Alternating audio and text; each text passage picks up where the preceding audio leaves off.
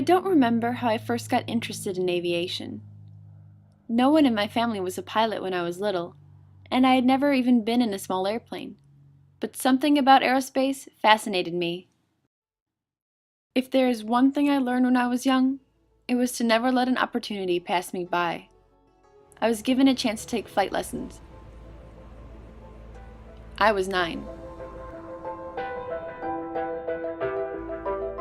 The next 8 years of my life seemed to have evolved from that one decision. Flying was amazing. It gave me a different view of the world. It also exposed me to a new group of people. General aviation enthusiasts who had built airplanes, flown in air shows, a close-knit community that I had now become a part of. Why did I design my first airplane? It was at an air show in Oshkosh that I first got the idea of building an airplane. After winning an essay competition, I was given a chance to fly the FAA administrator. Shortly after the flight, mentors within the FAA recommended that I build an airplane and then attend MIT. I was 12.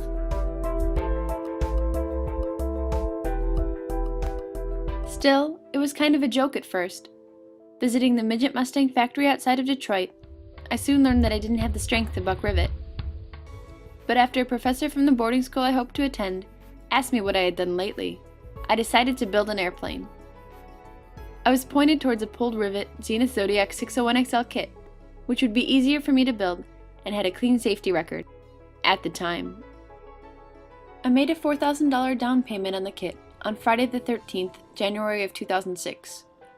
$20 a week allowance saved up over the years. Within a month, the first crash of a 601XL in Oakdale, California. It wasn't really clear what had gone wrong. As rumors spread about what errors might have been made, I decided to go ahead with the build. I sought help from other builders online to design modifications that would make the airplane safe.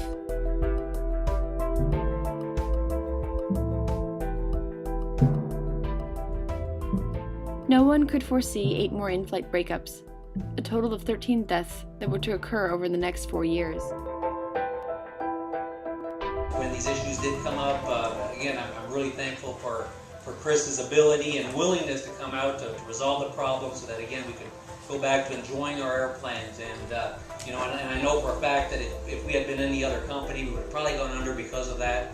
And so I'm very appreciative to Chris for doing that, but equally well, I'm also appreciative to all the customers. All our 601 customers were willing and able to do the extra work that it took to do the upgrade package, whether it was justified or not. That's really beyond the scope of discussion at this point. As summer starts to wind down, most 14-year-olds are gearing up for their first day of high school. But one 14-year-old is spending the dog days in her garage on Chicago's Northwest Side. She is building a single-engine airplane. The FAA had me build the aircraft in reverse order. Fuselage first, then the wings, the suspected components. I made over 300 modifications to the airframe, enough to become a light sport aircraft manufacturer as opposed to an amateur builder, if I met a January 31st, 2008 regulatory deadline. 2,200 hours over 22 months. It was ready. I was 14.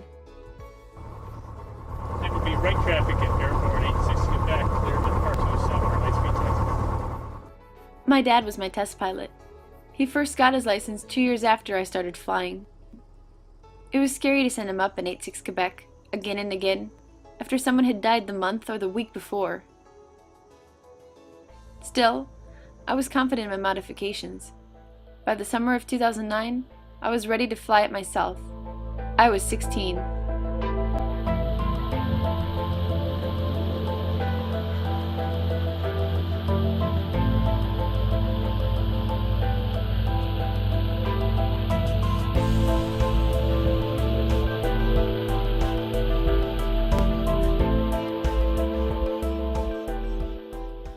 I was not scared to fly 86 Quebec. It was something I had waited more than 3 years to do. I could not be afraid of my own creation.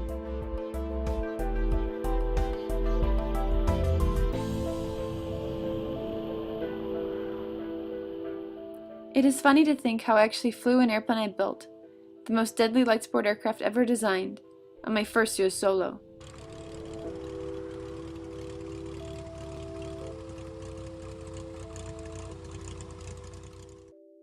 Looking back at the past 5 years, I've learned how to build an airplane, but I find myself asking, what will I do next?